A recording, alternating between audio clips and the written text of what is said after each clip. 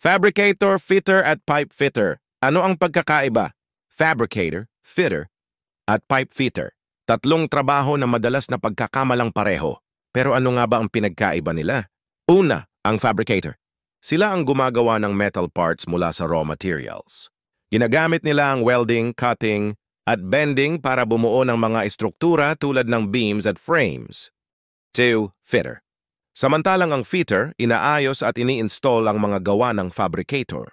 Siguradong swak sa plano ang bawat bakal bago ito i-weld o i-bolt. 3. Pipe fitter. At ang pipe fitter, eksperto sa pag-install ng piping systems.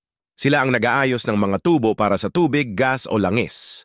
Piping, threading, welding, installation. Fabricator, fitter, at pipe fitter. Magkaiba ang trabaho. Pero mahalaga ang bawat isa sa construction at industriya. Like, share at comment kung gusto mong matuto patungkol dito.